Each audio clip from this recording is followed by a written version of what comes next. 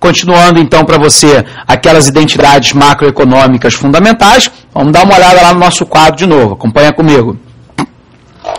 Bom, o que nós sabemos, né? Que nós vamos estar lidando agora, né, com uma outra conceito.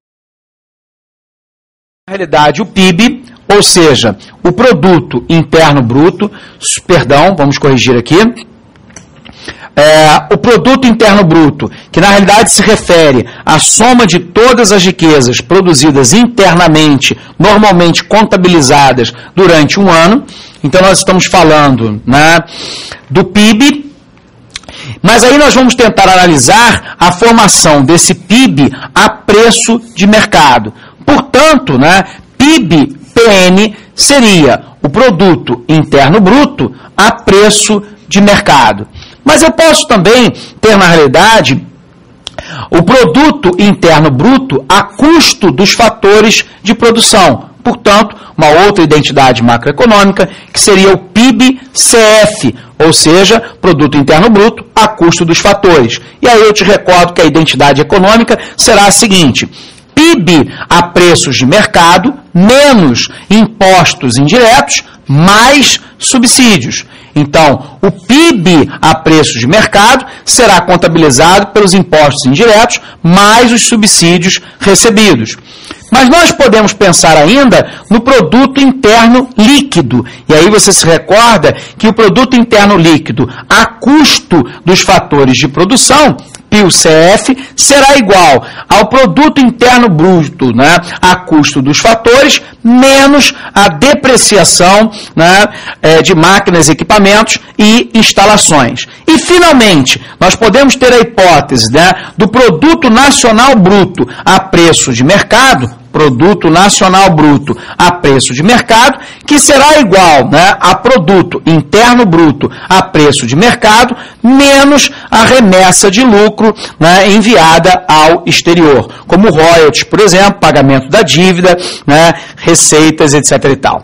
Bom, então nós sabemos que, à medida que nos aproximamos, então, da realidade, nós temos um grande problema. Que, na realidade, as relações agregadas entre os agentes econômicos, né, tornam-se suficientemente complexas para que a gente tenha dificuldade de apresentá-las o quê? Num fluxo circular.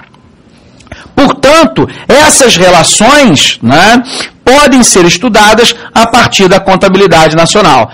Tudo isso que nós falamos ao longo das nossas aulas até aqui nos permite compreender que a complexidade, né, da formação, né, da renda e do produto, de alguma forma, não nos permite que, de alguma maneira, a gente possa representá-lo simplesmente, né, numa simplificação, que na realidade você se recorda que se refere a um modelo.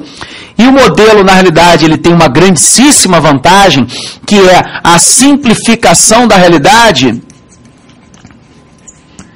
E essa simplificação da realidade nos permite, na realidade, compreender aquilo que é fundamental na análise de um dado momento.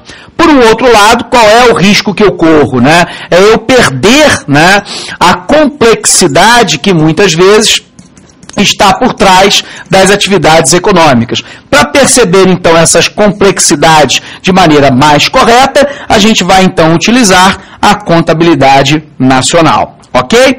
Bom, os sistemas, então, de contabilidade social ou de contas nacionais de um país tem por objetivo apresentar as medidas de desempenho macroeconômico num determinado período, que nós falamos para você aqui, normalmente se refere, né, a um ano de tempo, portanto, ou seja, qual a produção de bens e serviços finais do país, qual o consumo agregado, qual o volume de investimento e por aí vai. Ora, se assim é, a gente se recorda que o registro contábil é feito pelo método das partidas dobradas. O que isso significa dizer, né? Significa dizer que os agregados são apresentados duas vezes. De um lado, na nossa conta a débito e do outro a crédito.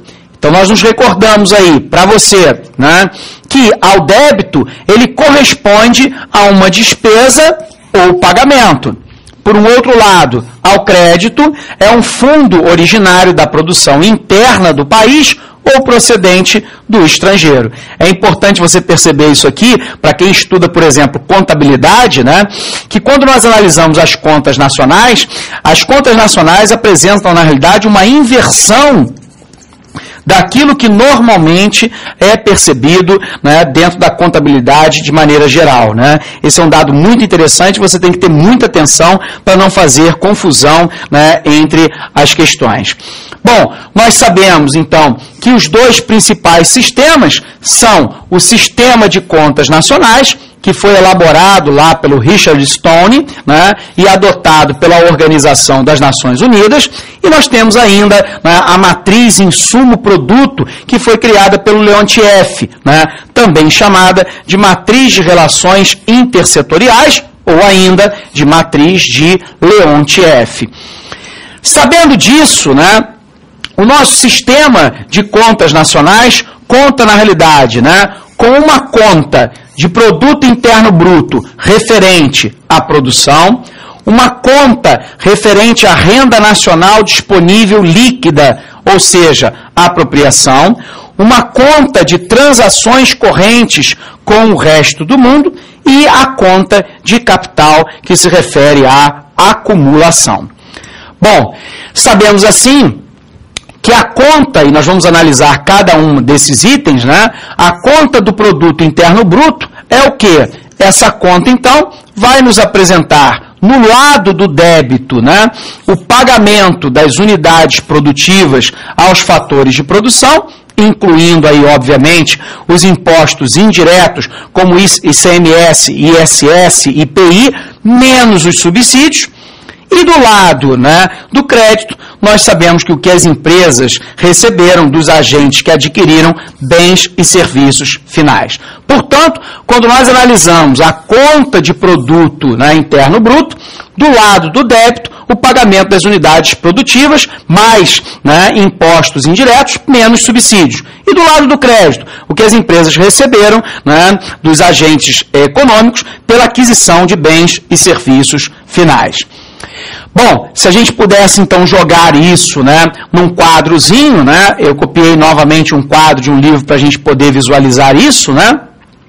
Nós temos então do lado do débito, né, o pagamento de salários, de aluguéis, de juros, lucros distribuídos, lucros retidos. Por um outro lado, nós temos a questão da depreciação, e aí nós temos então impostos indiretos pagos pelas empresas, menos as transferências recebidas pelas empresas, que podem ser, por exemplo, né, um crédito qualquer, inclusive de impostos, outras receitas correntes líquidas, e aí nós temos a situação que impostos indiretos, menos subsídios, portanto, né, nós temos a renda líquida enviada ao exterior, importação de bens, né, e serviços de fatores de produção, que nos permite, então, saber a oferta total de bens e serviços. Sobre o lado do crédito, nós temos, então, o consumo pessoal, o consumo do governo, a variação dos meus estoques, que pode ser maior ou menor, a formação bruta de capital fixo, formação bruta de capital fixo e as exportações, né, de bens e serviços, né, não fatores. Portanto, do outro lado, nós temos a demanda total por bens e serviços. Do lado da oferta, do lado da demanda. Do lado da oferta, débito. Do lado, né, da demanda, crédito sendo gerado, então, na conta de produção. Ok? Muito bem. Encerramos, então, mais uma parte dessa contabilidade social para você. Quero te desejar um forte abraço e até a aprovação.